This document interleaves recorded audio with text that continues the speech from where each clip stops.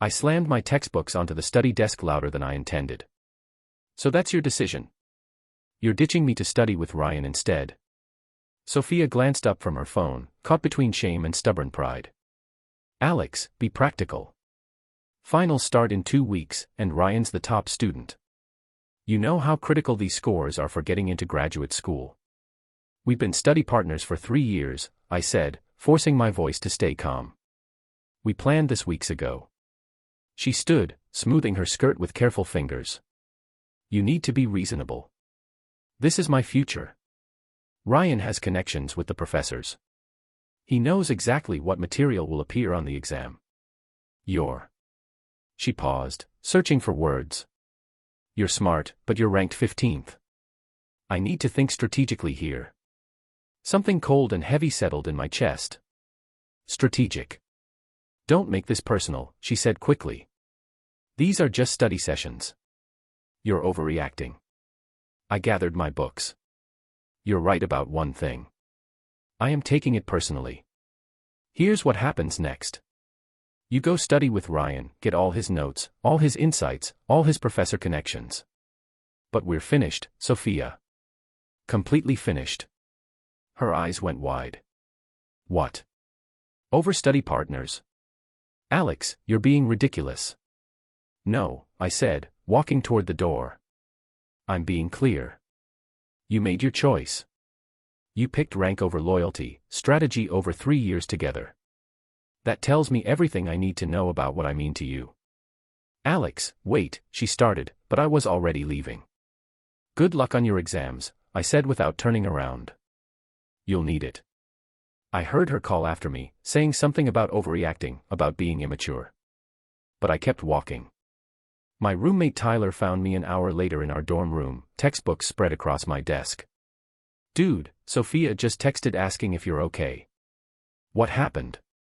I told him everything. He whistled low. Man, that's brutal. So what are you going to do? Study, I said simply. Harder than I've ever studied in my life. Tyler grinned. That's my boy. Show her what a mistake she made. The thing about being ranked 15th was that I'd always been comfortable there. Good enough for scholarships, good enough to make my parents proud, good enough that I didn't stress much. I studied consistently but never pushed myself to the absolute limit. I'd always told myself that balance was important, that college was about more than just grades. But now I had something to prove.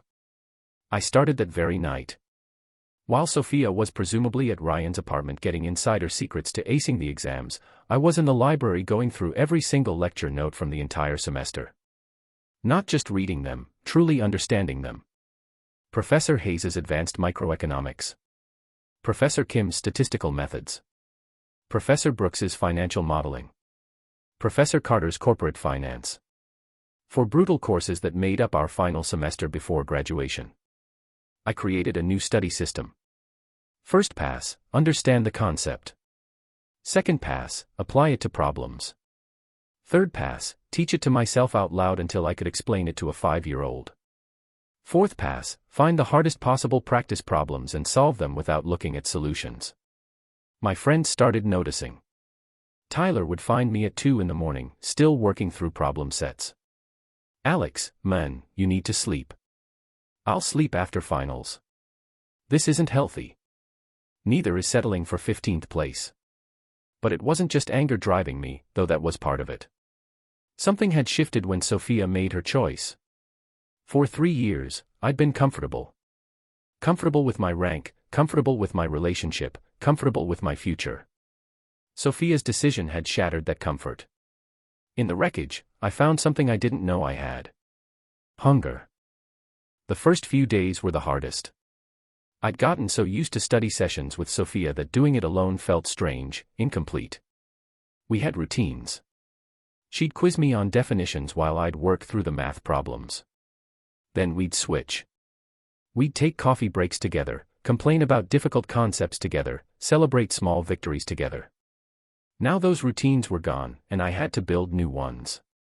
I discovered the 24-hour study lounge on the 3rd floor of the library that I'd never bothered with before.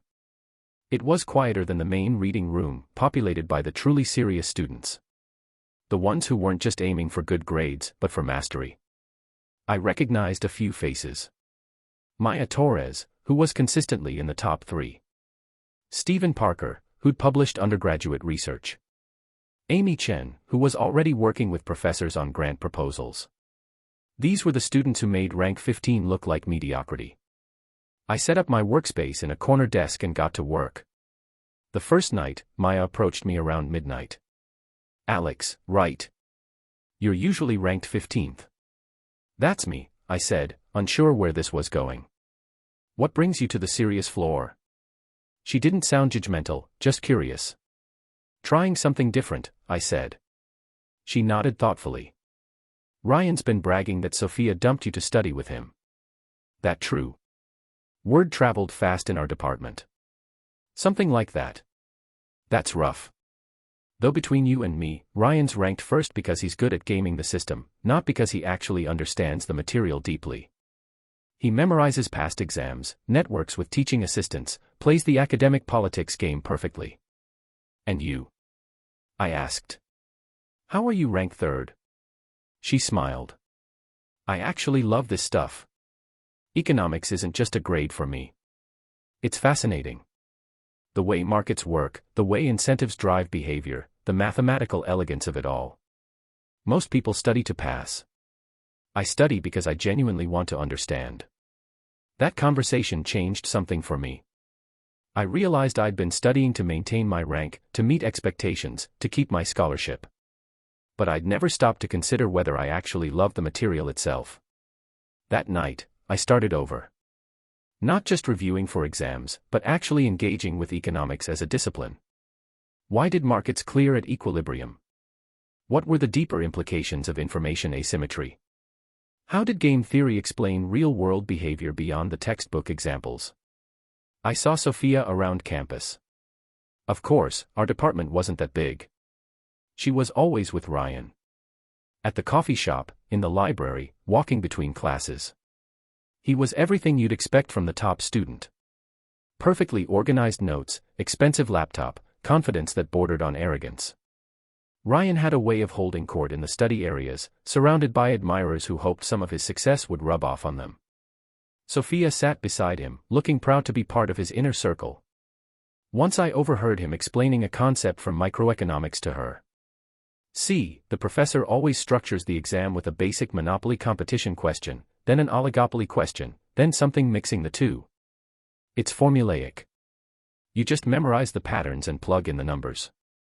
But that wasn't right. Professor Hayes had explicitly said in class that she valued understanding over pattern recognition. She'd warned us that this year's exam would test our ability to think, not just calculate. I almost said something, then stopped myself. Not my problem anymore. Once Sophia tried to approach me at the student center. "Alex, can we talk?" "I'm busy," I said, not looking up from my financial modeling practice problems.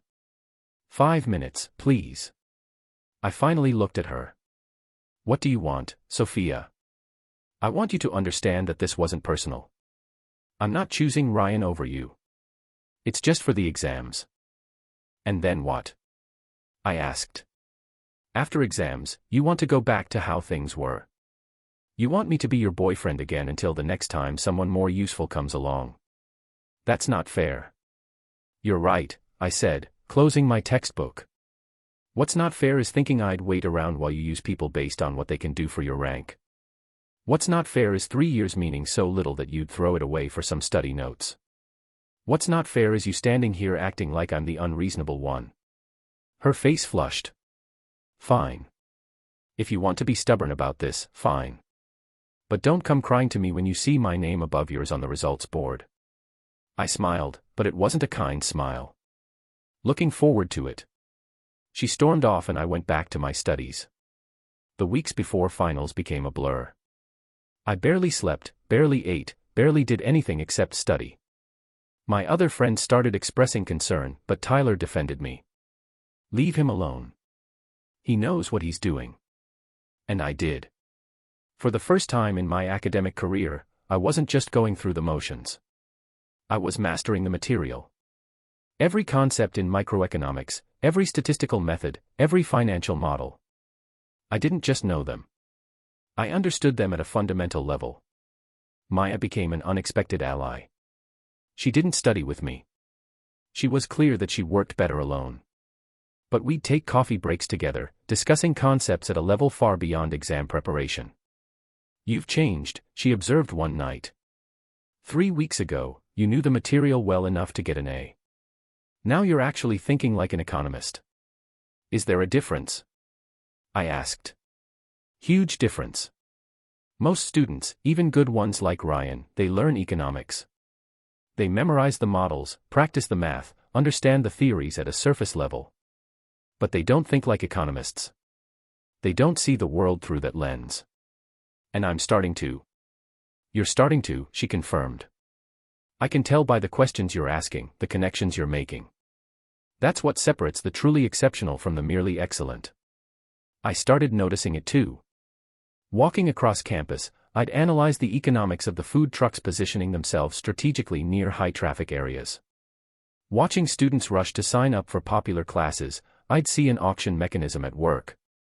Reading news articles about policy decisions, I'd immediately consider the incentive structures and game theory implications.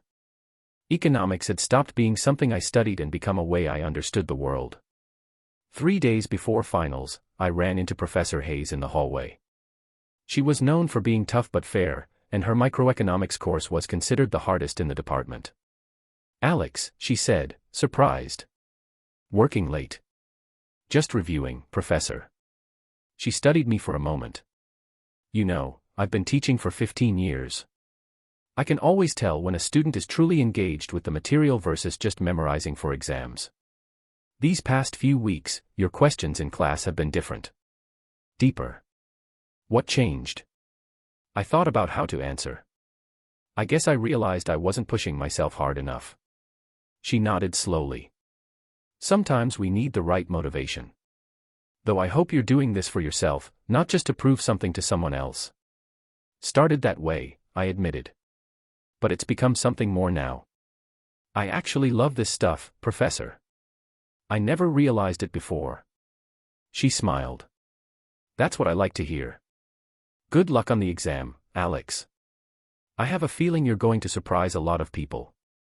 Finals week arrived. Our department had a tradition where all the exams were scheduled in a specific order, building from what was considered easiest to hardest.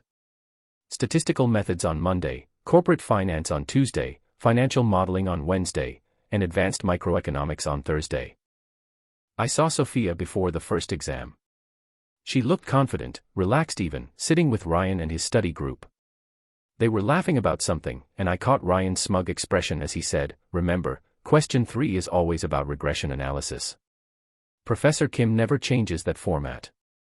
I sat alone, reviewing my notes one final time, and walked into the examination hall with a clear mind.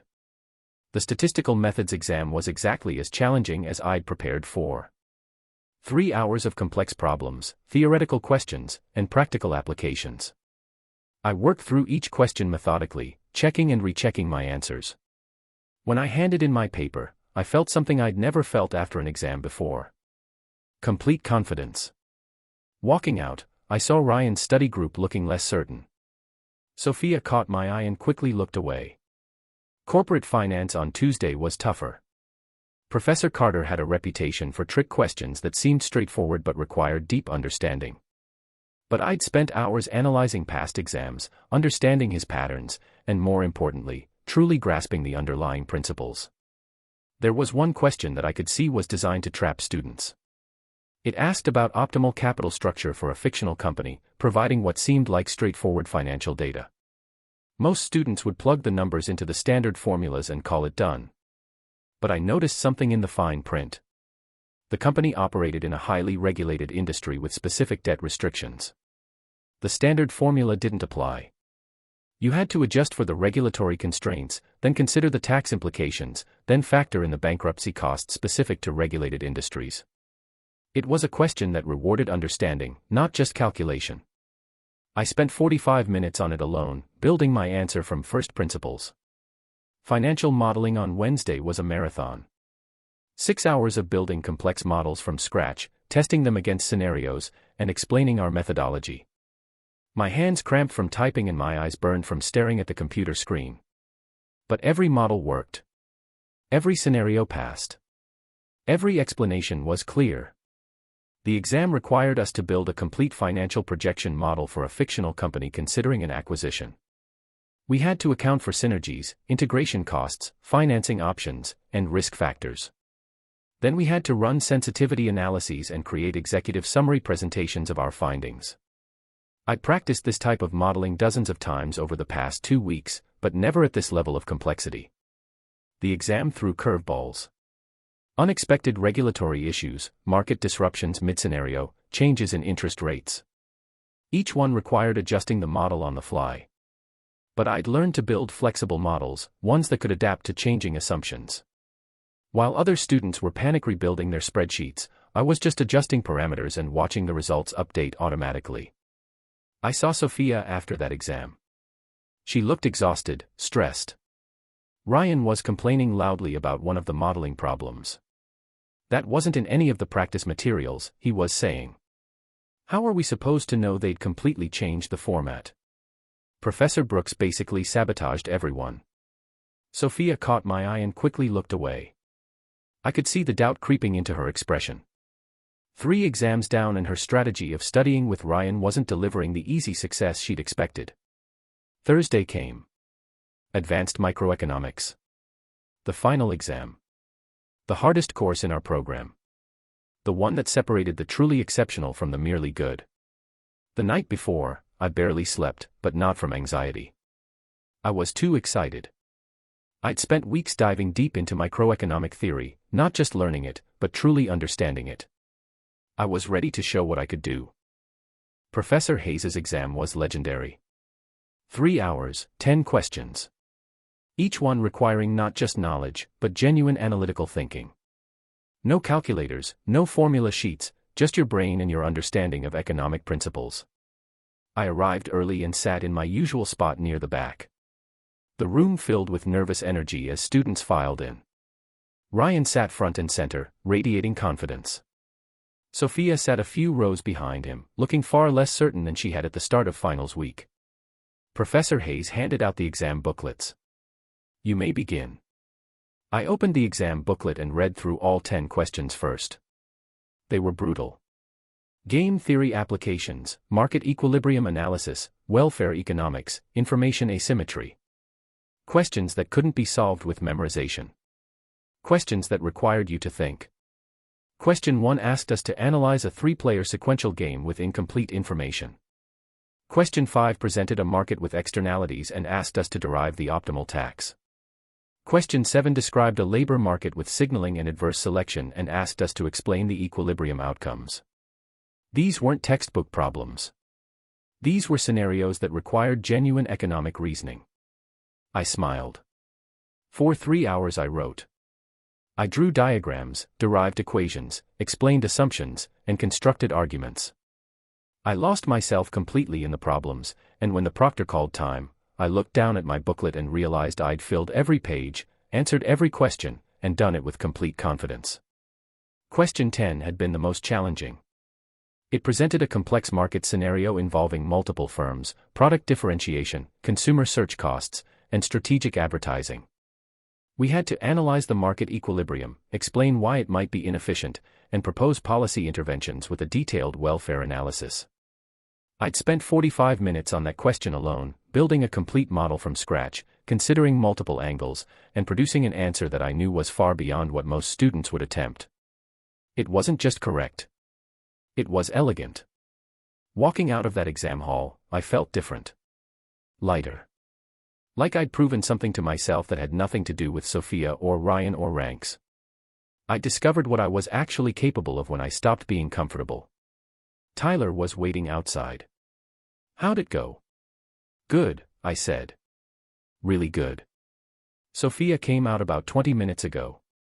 She looked like she'd been hit by a truck. I shrugged.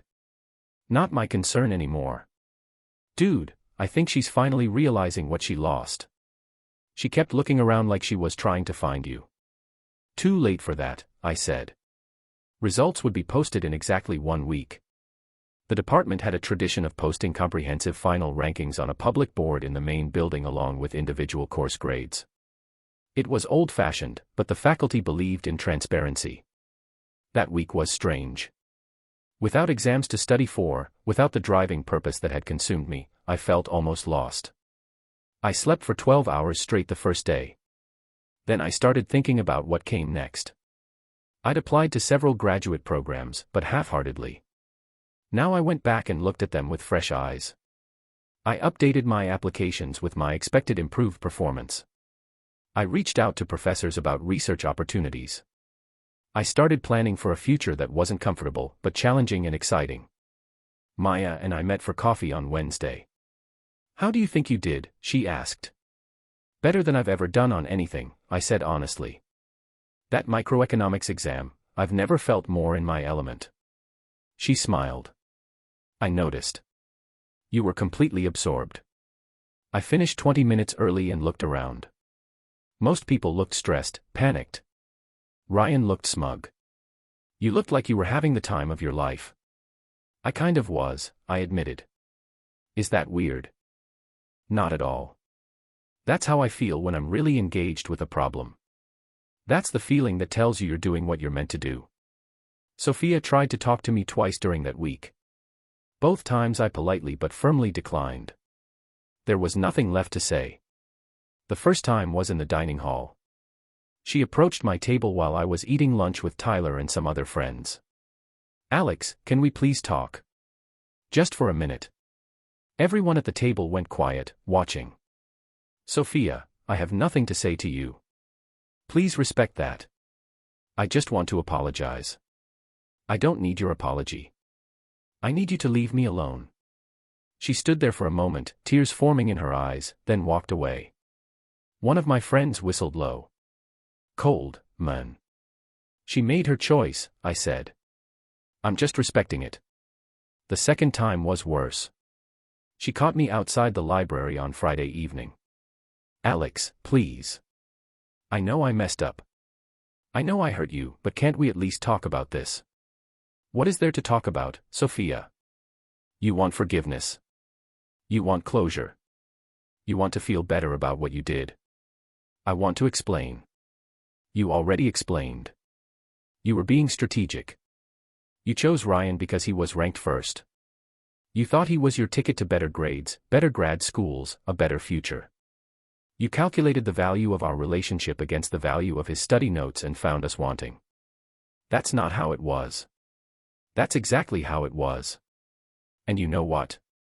I hope you got what you wanted from him. I hope his study strategies were everything you hoped for, because that's all you're going to get." I walked away and this time she didn't follow. "You're really done with her, aren't you?" Tyler asked that night. "Completely. You know she's been telling people that you're being petty, that she was just trying to secure her future, and you made it into a whole thing." I nodded. "Let her tell whatever story she needs to tell. The results will speak for themselves." Results day arrived. The entire department gathered in the main building lobby at 9 in the morning. The board was covered with a cloth and Dean Martinez stood in front of it, giving his usual speech about academic excellence and the journey being more important than the destination. I stood at the back of the crowd, calm. Sophia was near the front with Ryan and their group. I could see her fidgeting, nervous. Ryan looked confident as always, probably expecting to maintain his top rank. Dean Martinez finished his speech. "Without further ado, the final rankings for this year's graduating class." He pulled the cloth away. The crowd surged forward, everyone trying to see their names, their ranks, their scores. I stayed back, letting the chaos unfold. Then I heard it. "Oh my God. Is that? No way. How is that possible?" The crowd started parting. People turning to look for someone. Looking for me. Tyler pushed through and grabbed my arm, his face split in the biggest grin I'd ever seen. Dude, you have to see this." He dragged me forward and the crowd parted to let me through. I looked up at the board. Final rankings, graduating class 2025. Alex Morgan, 98.7 GPA. Ryan Sullivan, 98.1 GPA. Maya Torres, 97.8 GPA. Sophia Bennett, 96.2 GPA. I stared at it, not quite believing what I was seeing. Not just first.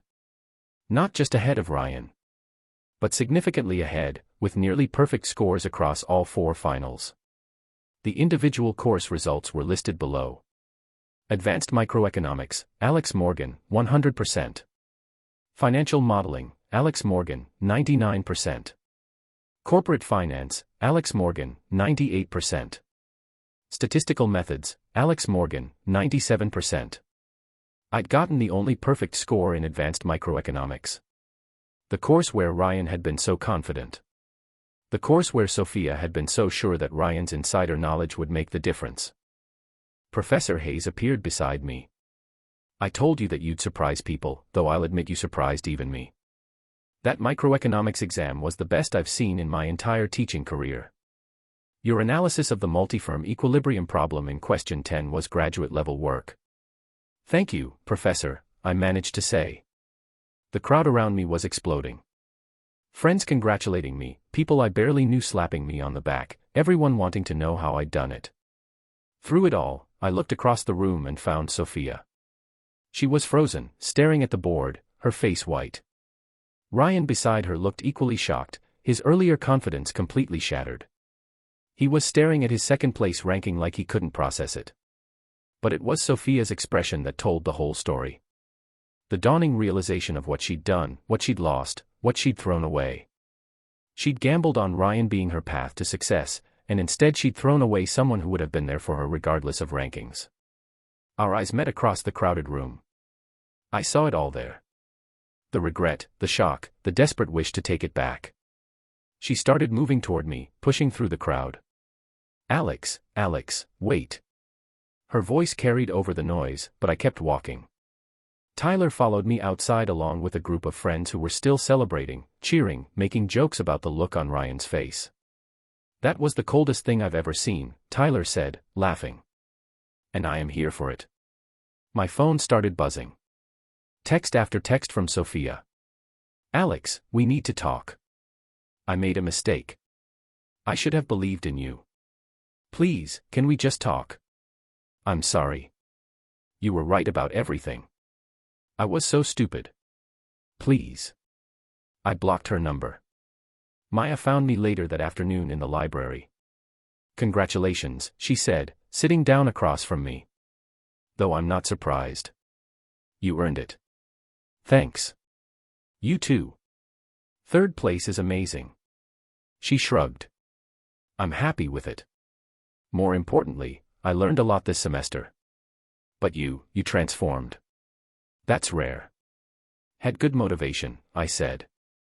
Heartbreak motivation is powerful, but it usually just makes people bitter or leads to burnout. You actually used it to become better. That's the difference between you and most people. The next few days were surreal. Suddenly everyone wanted to know my study methods, my secrets, how I'd jump from 15th to 1st.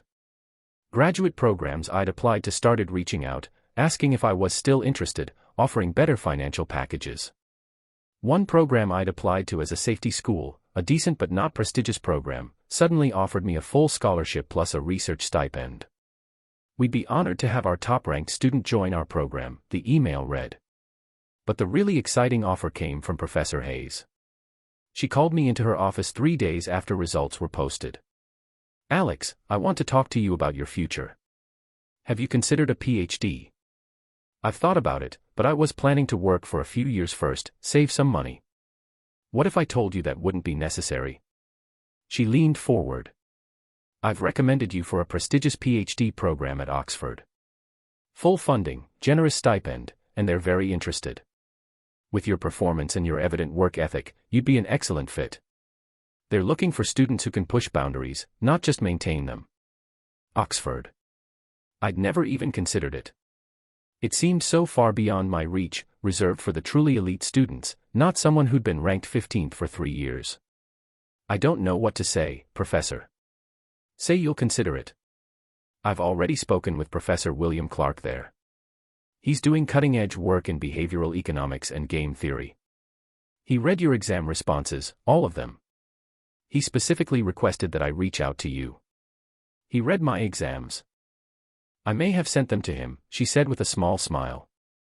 I wanted a second opinion on whether I was right about your potential. He agreed with me. Actually, he was even more enthusiastic than I was. His exact words were, "This student thinks like a young scholar. Get him to Oxford." William Clark. Nobel Prize winner. One of the most influential economists of the modern era.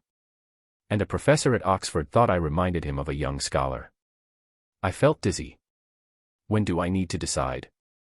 The formal application deadline has passed, but for exceptional cases, and trust me, you're exceptional, they can make accommodations.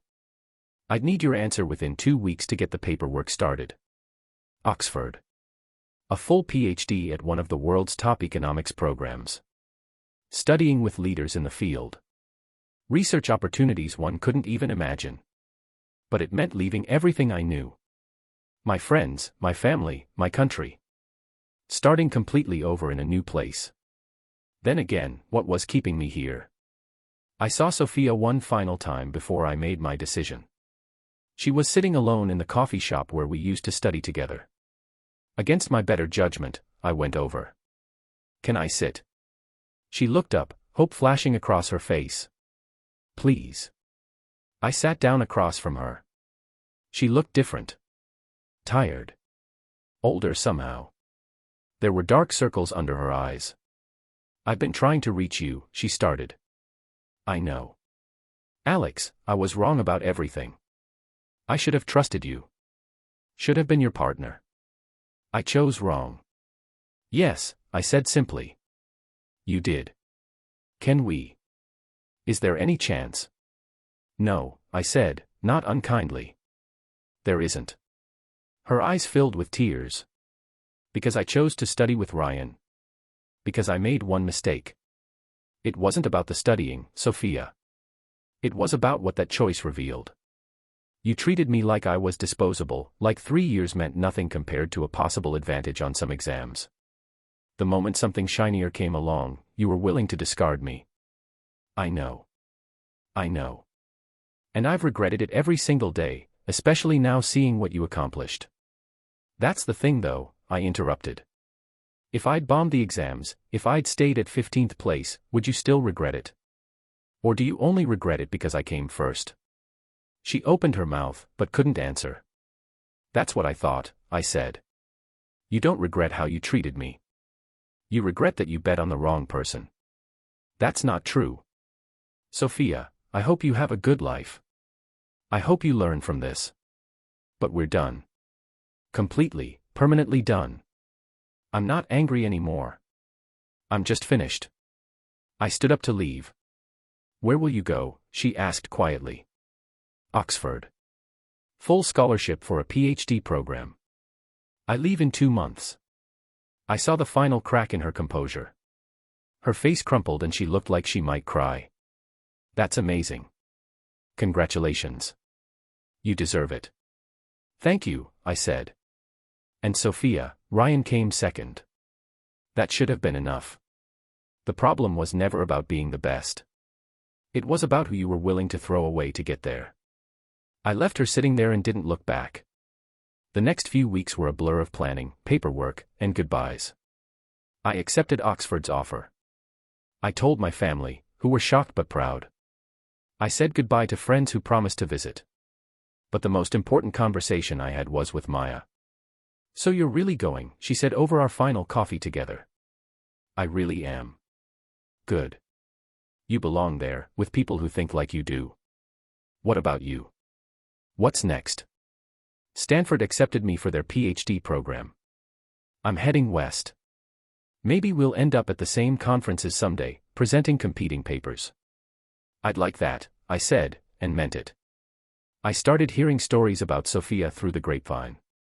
She'd been accepted to her top choice grad program at Columbia, but deferred her admission. Rumor was she couldn't handle being there after everyone in the department knew the story of what she'd done. Ryan too faced challenges. Despite being ranked second, several programs rejected him. One professor apparently said in a conference that Ryan was technically proficient but intellectually incurious. A devastating critique in academic circles. He ended up at a good but not great program, which for someone who'd been ranked first for 3 years must have felt like failure.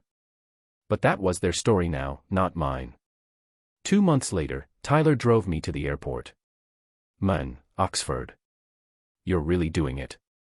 I really am. You know, Sophia dropped out of her grad program. Apparently she couldn't handle everyone knowing what she did.